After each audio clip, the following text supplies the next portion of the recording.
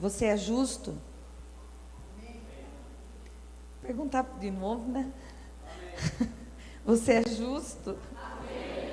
Nós somos por causa do sangue de Jesus que nos justifica de todo pecado.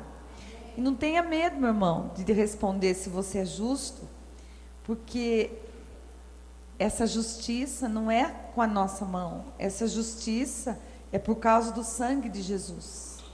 Então, todos nós que um dia entregamos a nossa vida ao Senhor Jesus, todos cobertos pelo sangue de Jesus, nós nos tornamos justos, justificados pelo sangue. E olha o que o salmista diz do justo. Então, Salmo 34, vamos começar do 17.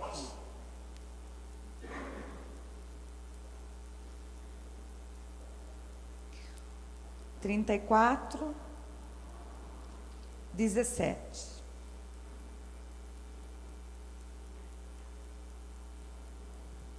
Os justos fazem o quê? Clamam, o Senhor os ouve e os livra de todas as suas tribulações. Você pode dizer glória?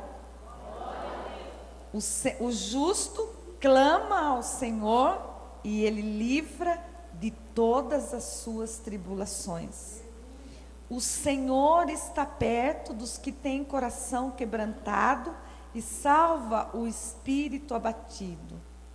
O justo passa por muitas adversidades, mas o Senhor os livra de todas.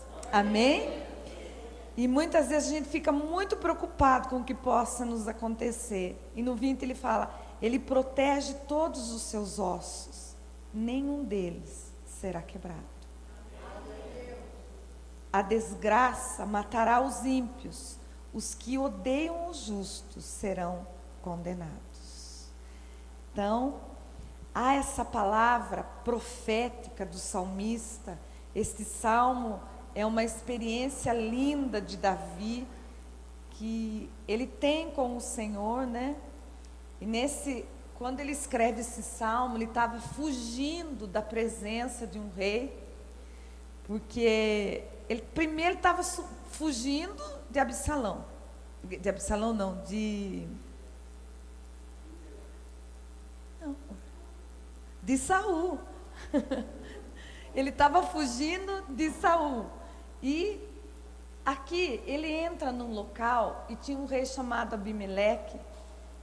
E ele se vê em apuros, porque em vez dele fugir de um, ele tem que fugir de dois. E ele arruma umas circunstâncias para ver se ele seria salvo.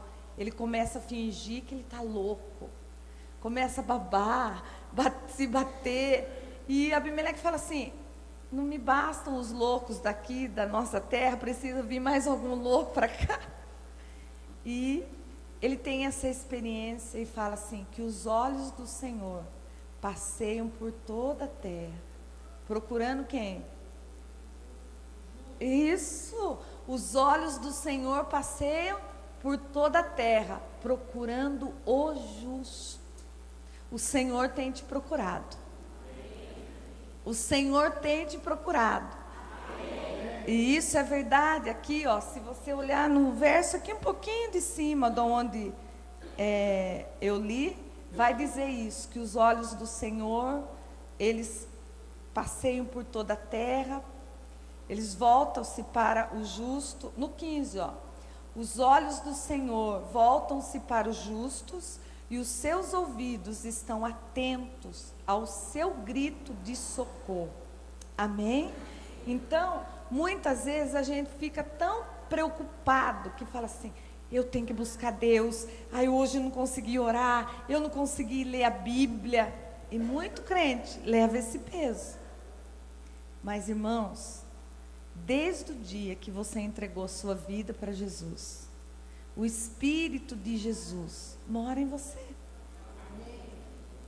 E Ele tem uma comunhão direta com Deus.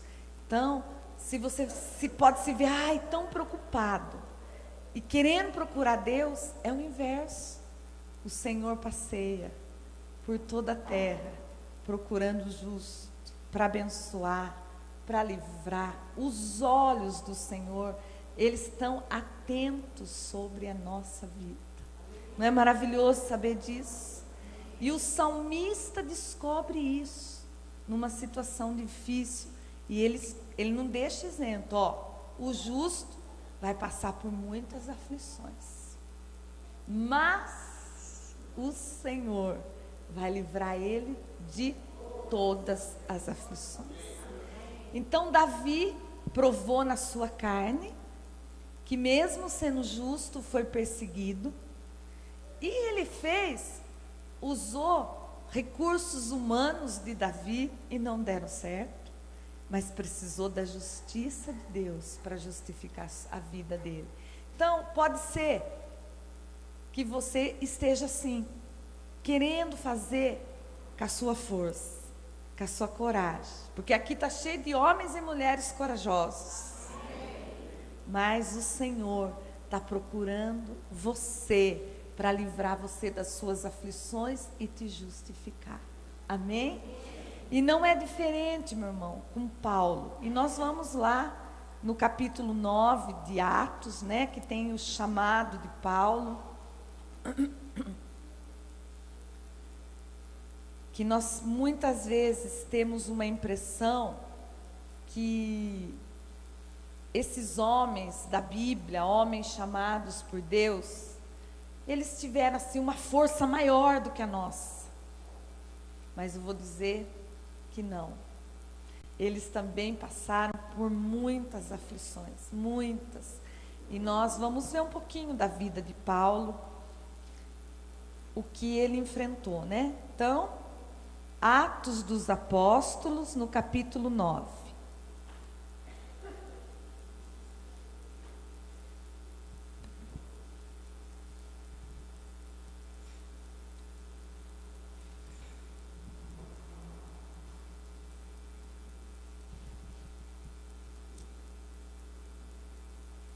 Todo mundo já encontrou?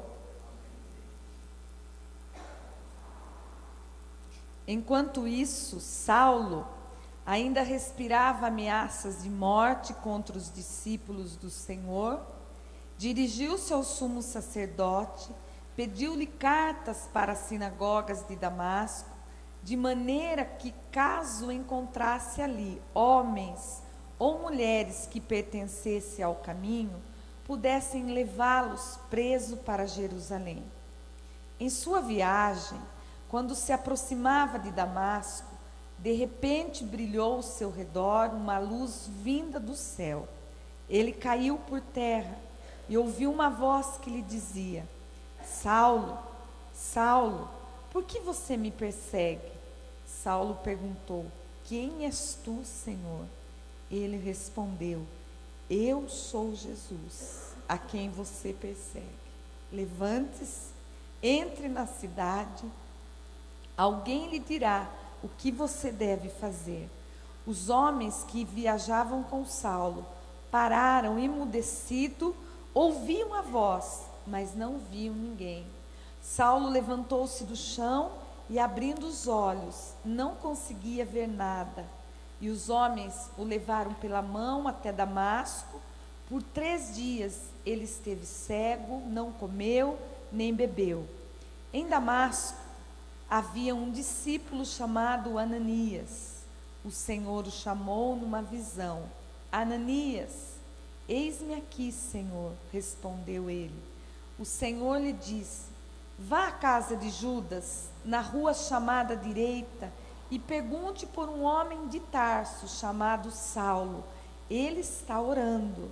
Numa visão, viu um homem chamado Ananias chegar e impor-lhe as mãos para que voltasse a ver.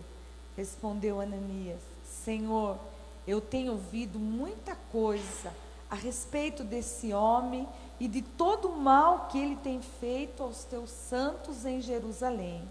Ele chegou aqui com autorização dos chefes do sacerdote para prender todos os que invocam o teu nome. Mas o Senhor disse a Ananias: vá, este homem é meu instrumento escolhido para levar o meu nome perante os gentios e os seus reis e perante o povo de Israel. Mostrarei a ele o quanto deve sofrer pelo meu nome.